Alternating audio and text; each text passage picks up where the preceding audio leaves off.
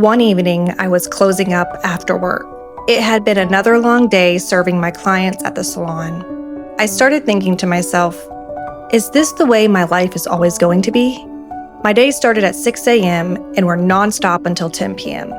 Between getting my kids up and ready for school, then working all day and frantically running them to their sports in time, I was completely depleted.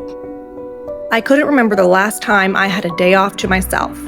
In fact, I didn't even know what I would do on a day off or what I enjoyed anymore. Who even was I? And that is when I realized I wasn't living my life. I was just existing in it. I couldn't remember the last time that I actually experienced joy or even knew how it felt to relax. And when was the last time that I remember being around my family without feeling completely burdened and completely depleted? They didn't deserve this, and neither did I. Wasn't I supposed to be enjoying motherhood? There was a huge disconnect within me. Who even was I? All I ever dreamed of growing up was being a loving and nurturing mother. But somewhere along the way, I lost her. Myself. In the midst of all of my responsibilities at such a young age, I went into complete survival mode and stayed in it for years. Between being mom, wife, business owner, taxi driver, grocery shopper, and cleaner, I didn't even know who I was anymore. I had turned into someone I did not even recognize. This person was unkind, impatient, and not empathetic whatsoever. All these things is what I never wanted to be. This life that I somehow fell into created this, what felt like a monster within me. Our family's schedule and commitments dictated everything.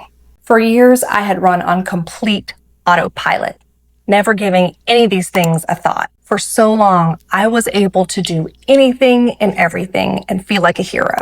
My biggest fear in life is failure and not being capable.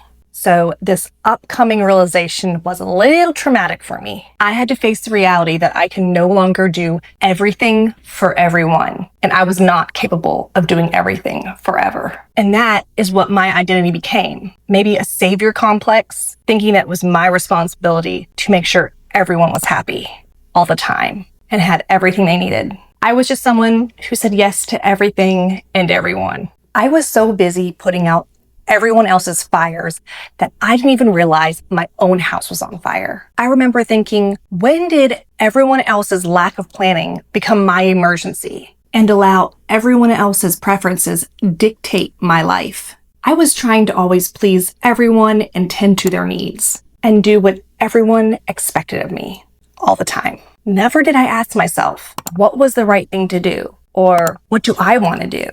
Or would this even be good for me and make me happy? And that is when I knew something needed to change, something radical. So you know what I did?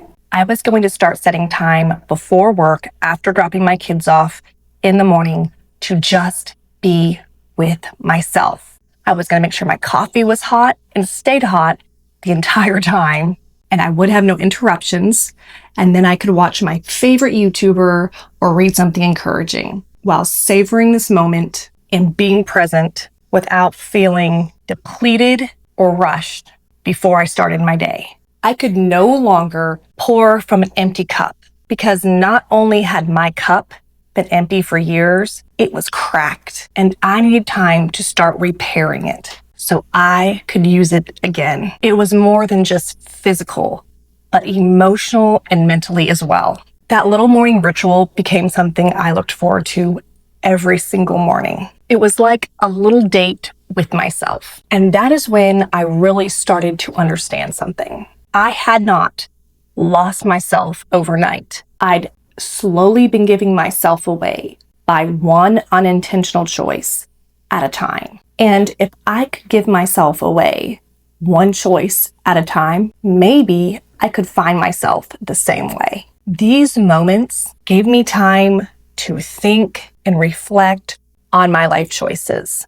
So I was able to think about the choices I had previously made in the past, and I could start thinking to be more intentional on my future choices. And once I started doing that, I started realizing that I needed to start pulling back the reins of our family schedule and prioritize not just myself, but my entire family to learn how to create a life that felt fulfilling and intentional, and one that was purely mine, one that would benefit the entire family. Because when mama ain't happy, no one is happy. And it's like a ripple effect. It affects everyone. So I didn't only want these things for myself, but for everyone because they would benefit. So I needed to learn how to create a life that is intentional versus one that is an accident. Now, I'm going to be completely honest. Things did not change overnight. These things have taken a lot of time and a lot of time to make choices better and to change my thinking. I definitely still go days where I'm just going through the motions and I'm not being intentional with my daily choices. But the difference is now is that I'm able to recognize that. And when I do, I stop and I reflect and revisit these questions. What do I actually want here? What would feel good to me? And what choice would actually honor who I'm becoming versus who I used to be? And sometimes it's my morning coffee ritual by myself, or just stillness and quietness after I've dropped my teenagers off at their jobs. Other times it might be saying no to something that depletes me and yes to something that lights me up and energizes me. These are small choices, but they all add up to something bigger and better. A life that truly feels mine. A life that is meaningful and fulfilling. Now, if you're watching this and you're thinking, that is exactly how I feel, I want you to know that you are not broken. In fact, you are doing an incredible job.